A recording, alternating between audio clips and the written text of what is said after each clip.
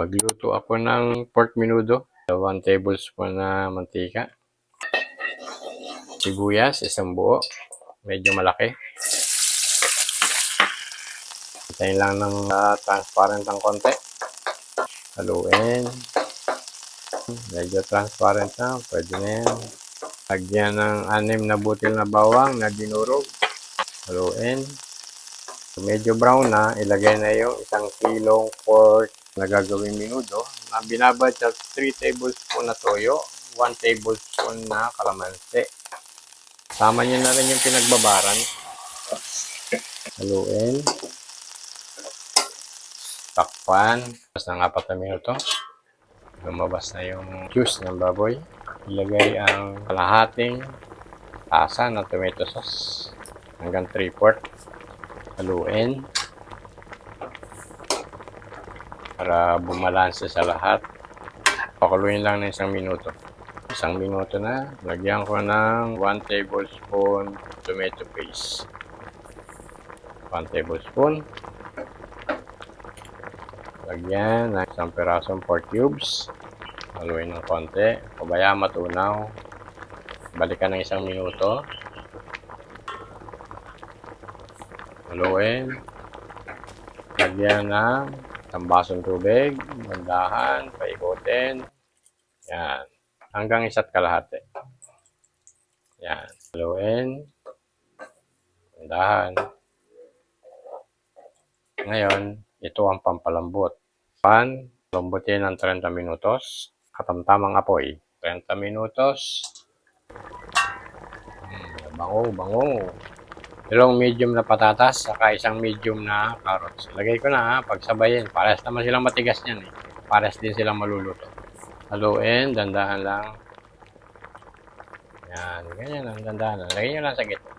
Lagyan ng konting laurel. Konti lang. Yan. Ilubog para kumalat ang aroma ng laurel. Nakalipas na ng 5 minuto para sa patatas at carrots. Itong balat ng baboy, pag ginanyot, hindi lumalaban. Okay na yan. Malapit na yan. Lagay ko yung green peas. Ganito lang kalaki. Lagyan ko ng katamtaman na raisin. Yan, ganyan lang karami. Siguro mga 1 tablespoon to hanggang 2 tablespoon. Yan, karami. Ngayon, nakalimutan kong bumili ng liver spread. Kung meron kayong lechon sauce sa bahay, pwede rin. Lagyan nyo ng konti lang. Pampaangat lang naman ng lasa eh.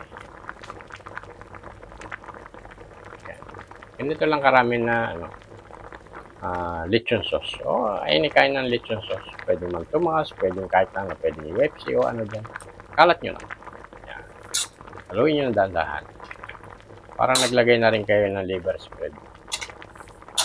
Kasi ang lechon sauce galing din sa liver spread. So, pwede na yun. Pakuluin ko lang ng 1 minuto. Lumipas na ng 1 minuto. Buksan. Ilagay ko na ang 1/4 pork liver. Tandahan lang. Itong pork liver, sa huli kasi talaga ito. Kasi madali itong maluto. Kasi pag nauna itong pork liver, ang mangyayari sa inyo, ang tendency ng pork liver, magiging parang rubbery. Medyo lumalaban. Kaya, ang liver, pag magluto kayo, medyo sa huli ng konti. Tapos, hayaan nyo lang ng mga 5 minuto. Luto na yung pork liver nyo. Buksan. Haluin, konti. Lapot na siya. Ayan, luto na yung liver. Ilagay ang pirasong malaking siling barako. Ang siling barako, sa huli ilalagay. Para yung aroma ng siling barako, ilabas niya. Pag nailabas niya yon, hahalo yan sa niluto nyo na pork menudo. Mas lalong masarap. Hayaan nyo lang na kumulo ng 1 minuto para kumalat yung lasa ng siling barako. Malambot na ang balat. So, malambot na rin ang laman. 1 minuto na.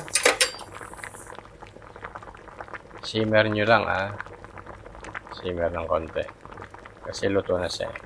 Luto ng patatas, luto ng carrots, lahat luto na. Tikman na lang. Kung magkaroon man ng problema ng konting sa lasa, konti lang ito.